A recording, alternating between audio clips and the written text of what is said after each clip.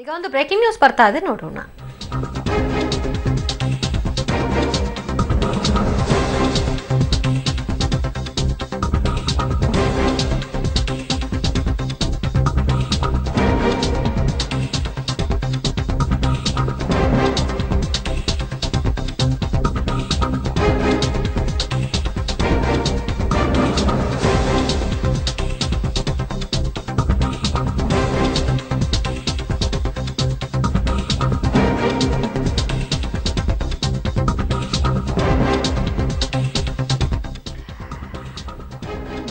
ಶಿವಮೊಗ್ಗ ಜಿಲ್ಲೆ ಹೊಸನಗರದಲ್ಲಿ ಹಮ್ಮಿಕೊಂಡಿದ್ದ ಬಗರ್ ಹುಕುಂ ರೈತರ ಹೋರಾಟದಲ್ಲಿ ಭಾಗಿಯಾಗಿದ್ದ ಕಾಗೋಡು ತಿಮ್ಮಪ್ಪ ಕುಸಿದು ಬಿದ್ದಿದ್ದಾರೆ.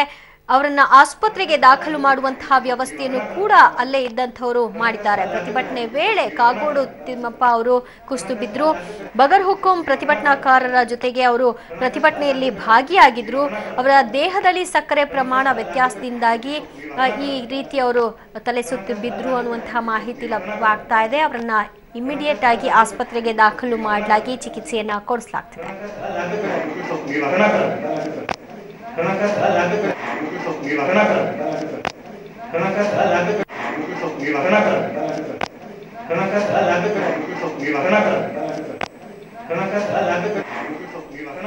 ಬಗ್ಗೆ ಹೆಚ್ಚಿನ ಡೀಟೇಲ್ಸ್ ಕೊಡ್ತಾರೆ ನಮ್ಮ ಪ್ರತಿನಿಧಿ ಹಾಲಸ್ವಾಮಿ. ಹಾಲಸ್ವಾಮಿ, ಹೇಗಿದ್ದಾರೆ ಕಾಗೋಡು ತಿಮ್ಮಪ್ಪ ಅವರು? ವೈದ್ಯರೇನು ಹೇಳ್ತಾರೆ? ಮುಖ್ಯವಾಗಿ ಈಗ ಸ್ವಸ್ಥರಾಗಿದ್ದಾರೆ, ಗುಣಮುಖ ಆಗಿದ್ದಾರೆ. ಈಗ ಸ್ವಲ್ಪ ಹೊತ್ತಿನ ಮುಂಚೆ ಅವರು ಅಸ್ವಸ್ಥಗೊಂಡಿದ್ದ ನಗರದ ಹೋಬಳಿಯ ಆಸ್ಪತ್ರೆಯಿಂದ ಈಗ ಸಾಗರದ ಆಸ್ಪತ್ರೆಗೆ, ಸಾಗರದ ತಮ್ಮ ಮನೆಗೆ ಹೊರಟಿದ್ದಾರೆ. ಇವತ್ತು ಬೆಳಗ್ಗೆ ಹೊಸನಗರದಲ್ಲಿ ಬಗರ್ ಹುಕುಂ ಹಕ್ಕುಪತ್ರಕ್ಕಾಗಿ ರೈತರು ಹೋರಾಟ ಹಮ್ಮಿಕೊಂಡಿದ್ರು. ಈ ಭಾಗದಲ್ಲಿ ಯಾವುದೇ ಭಾಗದಲ್ಲಿ ರೈತರ ಹಕ್ಕುಪತ್ರ ಹೋರಾಟ ಇದ್ರೆ ಕಾಗೋಡು ತಿಮ್ಮಪ್ಪ ಅಲ್ಲಿ ಇದ್ದೇ ಇರ್ತಾರೆ. ಅವ್ರಿಗೀಗ 86 ವರ್ಷ. ಈ ಇಷ್ಟು ವಯಸ್ಸಿನಲ್ಲೂ ಕೂಡ ಅವ್ರು ಈ ರೀತಿಯ ಹೋರಾಟಗಳನ್ನ ಬಿಟ್ಟಿಲ್ಲ. ಅಧಿಕಾರದಲ್ಲಿ ಇದ್ದಾಗಲೂ ಅಷ್ಟೇ, ಅಧಿಕಾರ ಈಗ ಇಲ್ದಿದ್ರು ಕೂಡ ಅಷ್ಟೇ.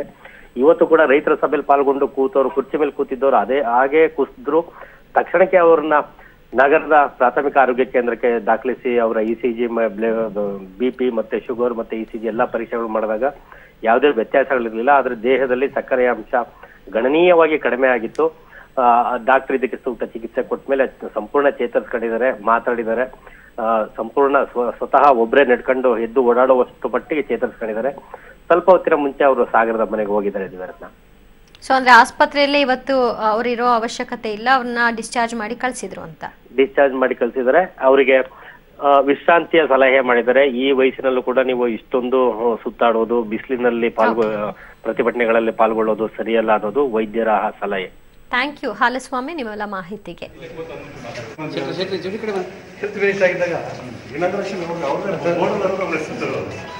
ಇದನ್ನ ರಿನೋವೇಷನ್ ಮಾಡಿಸ್ಬಿಟ್ಟು